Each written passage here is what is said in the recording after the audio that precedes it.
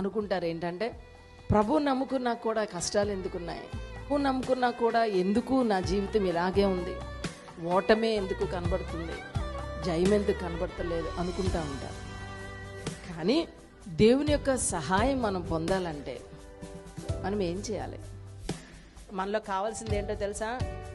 నేను ఎంత ప్రార్థన చేస్తున్నా, నేను ప్రతిరోజు ప్రార్థన చేస్తా, నా ప్రార్థన అంత గొప్పది, నా వాక్యం అంత గొప్పది, దేవుని కోసం అంత ఇచ్చా, ఎంత ఇచ్చా, ఇన్ని కష్టాలు పడ్డా, అన్ని కష్టాలు పడ్డా, ఇవేమి పని చేయబడి దేవునికి తెలీదా? నీ బలహీనత తెలీదా? నీ బలము తెలీదా? నీ విశ్వాసము తెలీదా? దేవుని సన్నిధిలోనే, ప్రార్థనలోనే దేవునికి ఏంటంటే చెప్పేస్తా, ప్రభువా నేను అంత చేశాను కదా, నేను ఇంత గొప్పదాన్ని కదా, ఏదో కొద్దిగా కావానికి ఇచ్చి, అయ్యి బాబు నేను ఎంత అనుకున్నారు అసలు నేనే. దేవుని కార్యాలు మన జీవితంలో చూడాలంటే ఇది ఎక్కడ పని చేయవండి. అతిశయము, గర్వము ఎన్నడూ రానివ్వండి. ఆయన నిన్ను హెచ్చించాలంటే నువ్వు దీనురాలుగా, దీనుడిగా ఉండాల్సిందే. ఆయన నిన్ను హెచ్చించాలంటే నీ భక్తిని బట్టో కాదండి, అది ఆయన ప్రేమేనండి, అది ఆయన శక్తేనండి, అది ఆయన బలమేనండి.